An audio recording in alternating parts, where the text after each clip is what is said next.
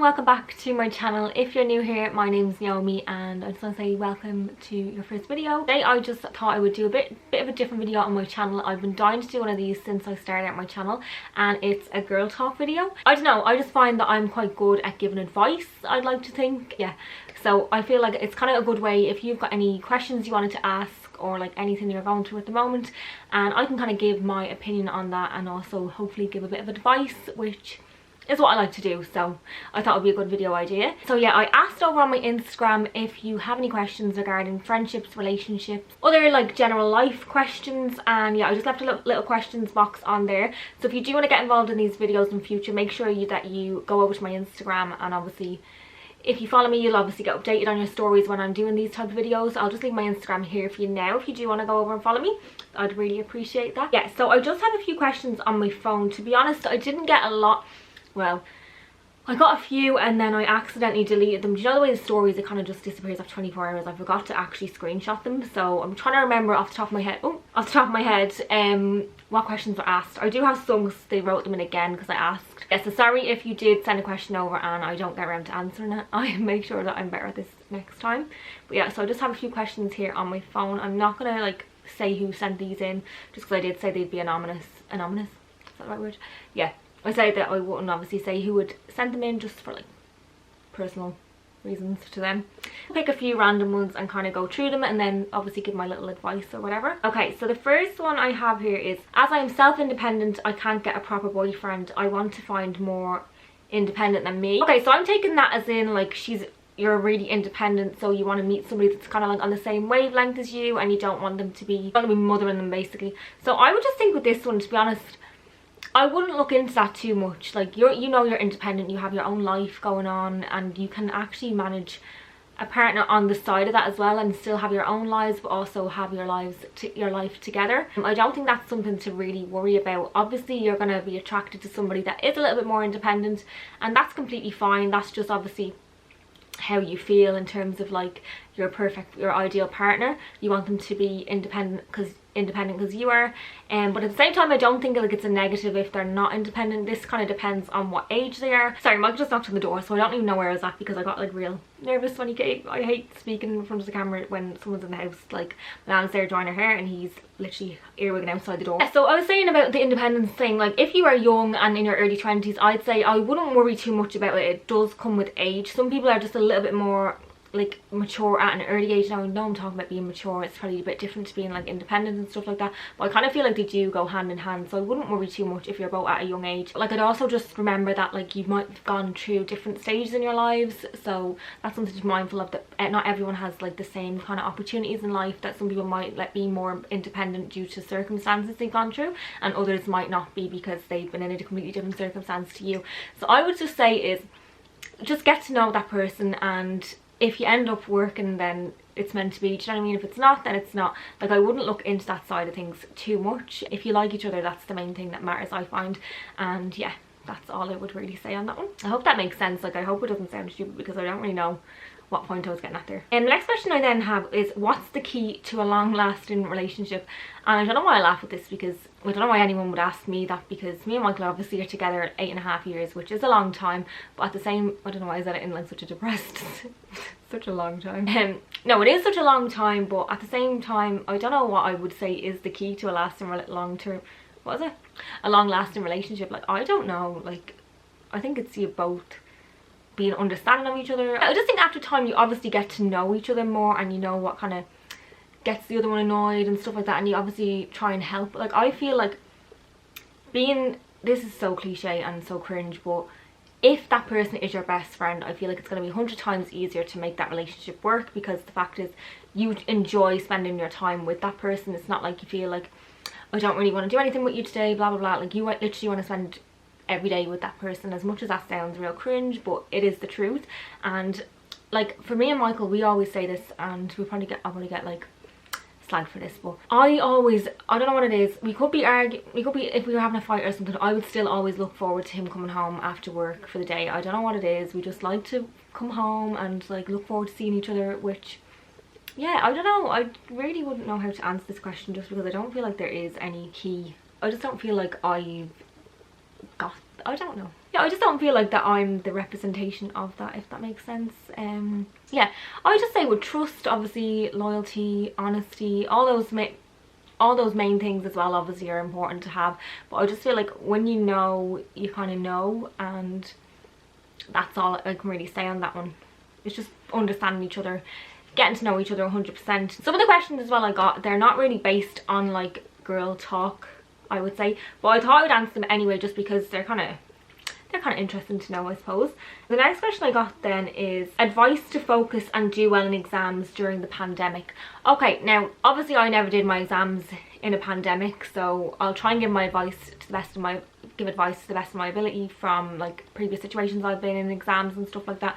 Like, how many years ago now was it since I was in school? I'm trying to think. 2011, it's now 2020, so 9 years ago I did my leaving cert, which if you're from Ireland, it's like the equivalent, I think, of A-levels maybe, I don't know, something like that. But yeah, so I did my leaving cert, and to be honest, I found it really hard to study in terms of everything just kind of goes over my head. In school and stuff, I couldn't concentrate. I've got like a memory of a goldfish and attention span of someone with a like small attention span basically.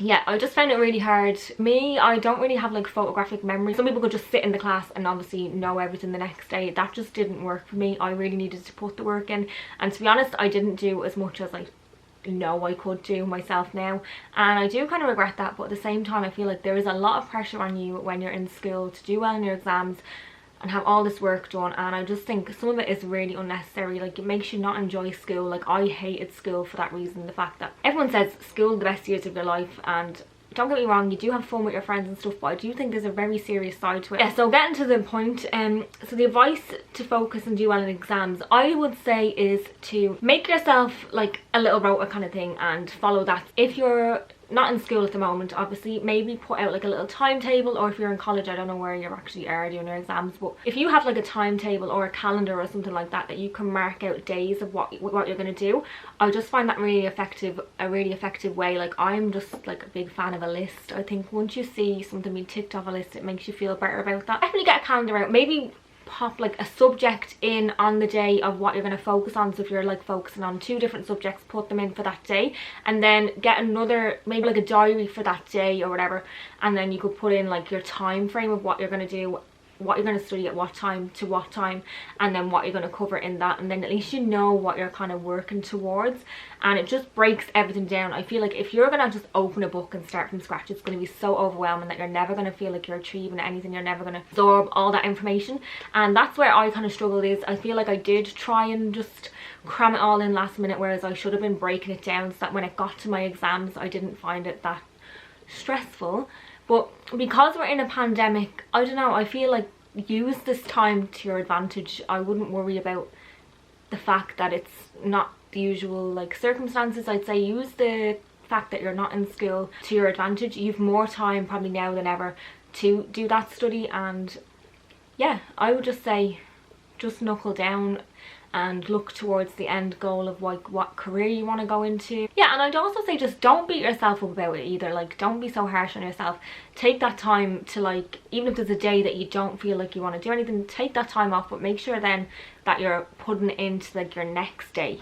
So you're not just completely going off track with everything. You're kind of still having that focus, but you're kind of gone off it for one day. You've had a little break and you're going to pick it back up then the next day. Okay, someone then asked how to get better quality photos, and to be honest, I think that the obvious answer is to invest in a good camera. However, like, I don't use this camera that I record on, like that I film my videos on for like Instagram pictures and stuff. I use my iPhone, I think it's an iPhone 8, which is, it's okay, the quality of it and stuff, but I think it's all about how you kind of edit that picture afterwards. So I'm not saying to the point that like you're, I don't know, thinning your nose, your face, all this extra, like, what's it called, Photoshop. Yeah, I'd say in terms of the best editing apps would be, my favourites are Colour Tone, I think it is. This is Colour Tone. So on this, there's like different effects you can get and stuff like that. So I literally just put a filter on it on that. It doesn't play around with any of your, like, your skin, any of that stuff, like doesn't make you look more tanned. It's literally just changed like the tone. Actually, it does make you look more tanned. Yeah, it just kind of changes the tone of the picture, and then you can get your feed going a little bit more, what's that word? Like, yeah, just all kind of links together. The other app that I have, the best one that I use, is Lightroom. I definitely recommend this if you do want to use Instagram. There's so many different filters you can get on Lightroom. You can even look on Etsy if you wanted to buy some. Different bloggers as well sell their own presets for Lightroom, so it's just a good one to have. And on this, I love to change the grain, so I love like a grain effect, and that's what you do on Lightroom. You'll see a lot of bloggers do the grain effect, and then it's just kind of playing around with like the lighting and stuff like that. You can obviously brighten your photos, you can lighten them, you can kind of enhance different areas and stuff. So yeah, I probably will do a video of how I edit my Instagram photos. If you do want to see that, let me know and I can definitely arrange to do that. I just think it is quite an in-depth video that I feel like me just explaining it doesn't really make any sense. I'd have to do probably like a screen recording, which yeah, I definitely will do that video actually. Okay, and then this kind of interlinks with that, I'd say. It's another question: how to get bigger on Instagram and to get more promo. So to be honest, I don't have a big Instagram, so I don't think this is relevant to me. But in terms of how I feel you can grow your following on Instagram, like I haven't really been focusing on Instagram, to be honest. I don't know what it is. I just find it so hard to kind of focus on YouTube and Instagram at the same time. It's in terms of like getting the pictures is the most time consuming for me, and obviously then getting someone to take your pictures if you don't want to do like a mirror selfie. It's just a lot that goes on behind the scenes. But what I would say is definitely interact with people that are like kind of posting the same content as you, because they're more likely to like your posts, like make a little community almost. Use hashtags. Now I wouldn't say go overboard with the hashtags, but do use relevant hashtags. There is a website you can get called displaypurposes.com, I think it is. I'll leave it linked in the description box. So if you put in, for example, like outfit of the day, it will come up with all the relevant tags that you can use. Then yeah, it's just like a handy way. You can literally just copy and paste, put it onto your Instagram picture, and then hopefully people will find it in their feeds a little bit more frequently. Yeah, so I just would say obviously interaction, post consistently, definitely actually upload on your stories. I think stories is a really good way of like building a connection with your followers, because they kind of get a little bit more of an insight as to who you are behind the camera. So yeah, go on there, have your chats, make it more like an interactive space. If you think about it, you're only really looking at pictures on an Instagram feed, you're not really kind of getting a feel for that person. So stories is use stories to your advantage that way. Definitely get like people involved and engaged on your Instagram, and it definitely will grow that way. Okay, so another question I had then is, where do you see yourself in 5 years? 10 is too much, lol. So in 5 years, I don't really know where I see myself, to be honest. I feel like 5 years seems like such a short time, but at the same time I'm gonna be like 33, which is actually pretty scary now I'm thinking about that. Yeah, so I don't actually know where I'm going to be in 5 years time. I'd like to think that we'd have our house by then. I'd like to think that I'm in a good decent job. I'd like to think that we have a nice car, have maybe our first child or something like that. I feel like these are all like very materialistic things. So to be honest, in 5 years time I would just like to feel happy and for my family to be healthy, and yeah, not really anything special, to be honest. I don't know, but like in 5 years time I like to have goals to work towards. So for example, I've been focusing on my YouTube channel. I'd love to see that grow even more. Like I just find it's just a nice like little achievement and goals that you set for yourself, and when you reach them I think you're just going to feel really proud of yourself. Having those 5-year goals is something nice to work towards, and don't put too much pressure on yourself to achieve everything within 5 years, because like I said, things can happen at any time in your life and you might not realize it. So another question that I got is tips on how to become a YouTuber. So I might actually do a separate video on this, because I think from a smaller channel perspective I think it's actually a good way of understanding what's involved at the start.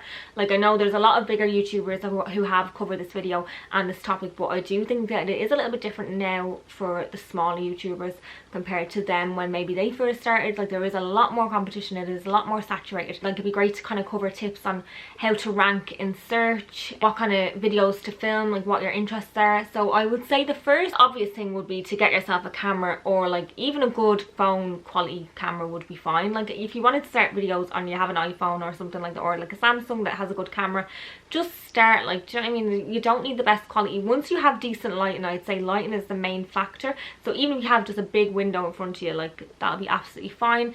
So it's just maybe for the first video what you could do is you could do it for yourself. So maybe don't put it live, go through each step of what it would be to put up on YouTube. So you could film something, perhaps maybe if it's just like a little get to know me tag or something like that, something to kind of ease yourself into speaking to the camera. Upload it onto your laptop or however you're going to edit it, watch it back, put it up on YouTube, see the process of that, all the like description, everything, and then maybe just keep it private and then you've kind of done it yourself. You've seen the process from start to finish, seen whether it's something that you are definitely going to be interested in doing for the long run, if that's what you want to do. And yeah, I just would say go for it. Like, don't hold back and be afraid of like what anyone's going to think, because who cares at the end of the day? Like, they're probably going to talk about it for 2 minutes and then move on to the next person. Like, that's what I always think when people are like talking about you or whatever. Like, who cares? They're going to move on to the next person in 5 minutes and you'll be old news.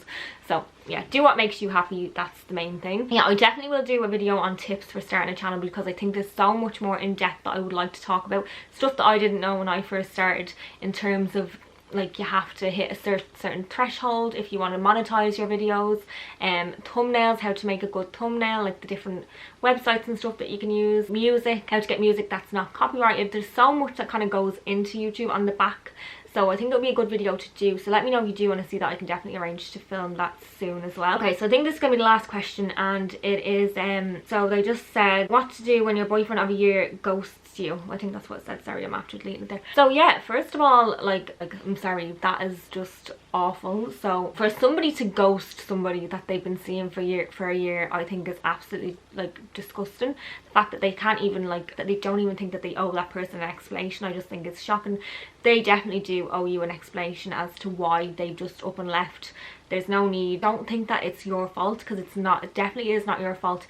They are a coward if they can't come to terms with like their own whatever's going on in there with themselves. They definitely do owe you an explanation. But kind of see it as like a blessing in disguise, because like you could have been 5 years down the line, married, kids, and then what if they just up and left like that? Like, it's kind of a blessing in disguise. I'd say just learn from these things. So like, to be honest, I've never really kind of gone through the situation, but every girl has probably had their heart broke at some point in life, and it does feel like the end of the world when you're going through it, but it isn't, and you do come out to the side, and you will feel happier, and you will meet somebody that won't treat you like that. I can guarantee you. There's so many more fish in the sea. Yeah, so don't settle for someone that treats you like dirt, because they're not worth your time and they don't deserve you. And I just think to ghost somebody is the most cowardly thing ever. Like, seriously, come on, what's like, how old are you? That's like really childish behavior. Yeah, like I just couldn't imagine doing that to anyone. I just think that's awful, and I know how hard it can be to probably let the other person down and say that maybe it's not working, but just be open and honest. You'll actually feel better about yourself if you actually did be honest with yourself also. So I don't know, I don't really know what more to say on that matter, because it's just kind of shocking that someone would actually do that in this day and age, but people do. So yeah, okay guys, so I'm gonna leave the video at this now. I can't actually find some of the questions that I had previously, which is really annoying, so I'll make sure that I make a better effort next time to screenshot the questions when you ask. But yeah, I do apologize if you did have a question that I haven't covered. Make sure though to head over to my Instagram and keep up to date with it there. So when I do have the question boxes, you can get involved. Yeah, I hope you enjoyed this type of video. If you did, please give it a thumbs up. It really helps out my channel, and subscribe if you want to see more videos, and I shall see you in my next one. Thanks for watching.